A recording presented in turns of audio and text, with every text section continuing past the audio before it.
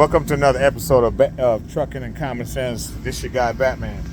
We over here with my guy, out of the top mechanics out here in the ATL. And trust me, I ain't saying that because I'm in front of him. My man is knowledgeable.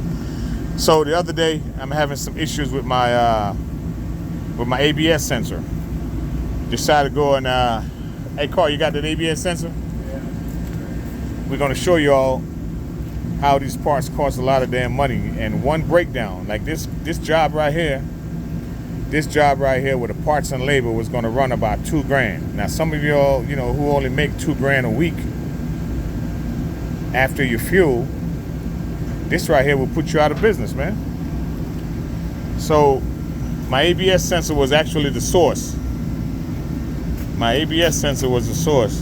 And Carl, explain what happened to the ABS sensor, bro. Had a code for ABS right third axle ABS sensor, abnormal update rate. Went ahead and checked it, realized that the ABS sensor had a fault. Couldn't see this end of it, so I checked it on the connection side. Well, as I tore down the wheel set to change this particular ABS sensor, that's when I noticed that it was melted. But before I noticed that, I noticed that the hub was starting to turn orange. Well, come to find out, he had a brake caliper failure. The brake caliper heated up the rotor so bad that in turn, the radiant heat from it ended up melting the sensor, which of course through the coat. Well, if this ABS sensor didn't fail, there was really no reason to tear down that brake set, which would have translated into, it would have been a wheel fire. And Wow. Wheel fire would have been real bad with that dual set. That little fire extinguisher that they trick y'all into carrying in your truck will not do shit to a wheel fire. I highly suggest you get a real fire extinguisher to keep For in your real? truck. That little thing won't even put out a kitchen fire, let alone a tire fire. So thank God that it played out the way that it did. We're going to have to hang a brake caliper on it, of course a wheel seal, ABS holder, ABS sensor, of course torque the hub back on, fill it up with your oil to spec. It was going to be real ugly, but thank God it turned out the correct way. Yeah, this job right here and stuff, when we talking about numbers and stuff, we talking about the business side. So that's my man Carl. He does some work on my truck for me. And he does great work. I'm have full confidence in him. Years of experience in the business. So right here is a brake caliper. As you notice, the discoloration on the brake caliper.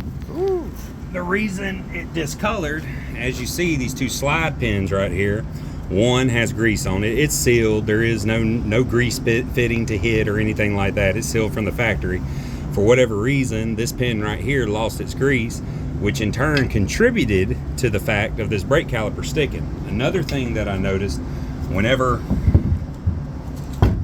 you cage the brakes, you can turn that little adjustment screw right there, which in turn retracts these plungers. As you see, that plunger right there turns, this one don't. It's seized. Along with that, it looks like he probably had at least two failures, definitely one, but it looks like it's probably two failures on this caliper, so we're going to go ahead and get that caliper on there and get them This squared caliper away. alone and stuff, I just left Freightliner, but the core, the reason why I have this old caliper, the caliper is $600, all right? This is the same caliper. Okay, my truck, this particular truck has disc brakes, so the caliper system works the same way it does on your car. Pushes it out, squeeze the brake pads in, boom, stops the truck. This caliper alone costs $600. For our aftermarket. For the aftermarket one. That's not the top of the line one, the OEM one. The Bendix OEM one's almost $2,000 for a brake caliper. Right. So the reason why I have that on there is not because I'm going fishing, I'm using that as a boat anchor.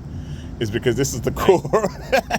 This is the core, so you have to turn that core in. If you don't turn that core in, that's an additional $400 on top of what it is. So I'm turning in the core so I don't have to get a core charge. So so tomorrow morning I'm picking one up on the north side. Again, sometimes it kind of helps you, to actually get your parts because of course and stuff, so the mechanics got to take time to go. So you try to find efficient ways, not to discredit the man for making his money, but it takes him away from him having to go out and get the parts. So you always try to help yourself. So these are the things then that y'all cannot continue to run cheap ass freight, or else your trucks will end up in a shop. And this one brake this one brake job right here and stuff, when you called me and gave me the estimate with parts and labor, was right at $2,000. And that was all just because one bad ABS sensor leads to what we see was going down the road right here with all this discoloration. This is the result of heat. Well, no, that's water. That- Water I mean, got on bare metal, the water so rust. Of course, that's it. That is heat. The Yeah. discoloration has The like an orangish discoloration, red right. color. Yeah, that's heat. And then the heat was going to transfer all the way into the axle. I just had some new springs put on here, and now you see how the damn heat burned that up.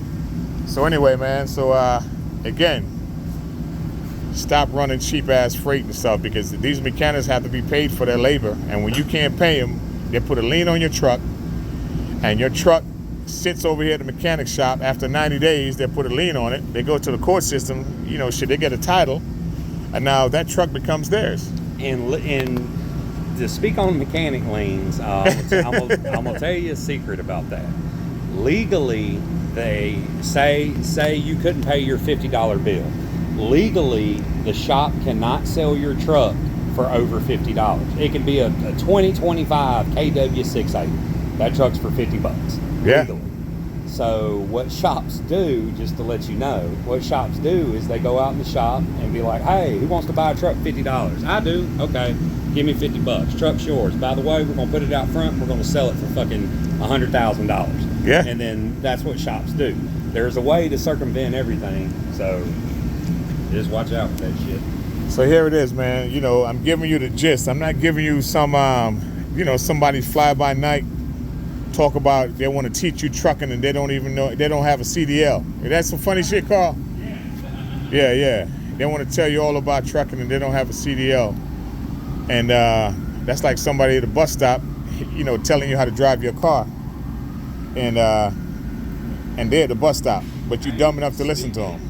Speaking on that, there's two individuals that are well known on the internet, and we do work for both of them at the shop. I mean, we don't want to drop no names and stuff because they want to be hating and stuff, but there are we know who they two are. famous people. One is really famous. The other Famous for selling you bullshit. Yeah, selling you bullshit.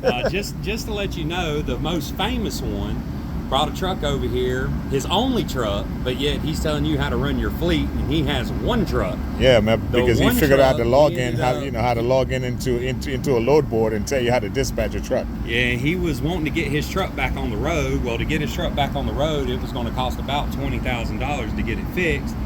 He got upset about the price, ended up begging, but there is no begging. I mean, the price is the price. I mean, parts are expensive, So he ended up pulling his truck and has it parked because he can't even keep his own truck on the road, but he's telling other people how to run their trucking company. Then we got another individual who has never stepped foot in a Class 8 truck. He has a Class 6 truck. And No, not the super box truck. yeah, he's got a box truck box Willie. truck, and he's telling you how, even though he has a CDL-B, he's telling a CDL-A guy how to make money, which is all bullshit too. Watch who you get your information from. Yeah, That's all I man. can say. Check the real hustle. You know what I mean? Trucking and common sense gonna bring it to you real. We're gonna give you the real trucking, and we're gonna tell you about the common sense side of it. So again, and stuff, you don't get that from somebody and stuff. Somebody else. You get to hear truck stories about what they did and what lot lizards they might have seen in Pennsylvania. You know what I mean? Yeah, man. But this is the true. This is the real trucking and common sense right here. We're gonna bring it to you real. My 20 plus years of experience teaching you. I mean, treat these brokers like a drug when they come at you with some cheap freight and stuff. I mean, shit, what Nancy Reagan say? Just say no. Yeah. You know what I mean? Tell these brokers no. Like, no, if you don't haul it, I don't haul it, then we could afford to fix something like this with no hesitation. You know what I mean? So, But believe it or not, it's another episode of Trucking and Common Sense. Again, if you like these videos, the real, I show you sometimes in the truck, in the office. Now I'm showing you in the shop. So definitely, next episode, go ahead and like, subscribe, share with a friend, tell a friend, and Batman out.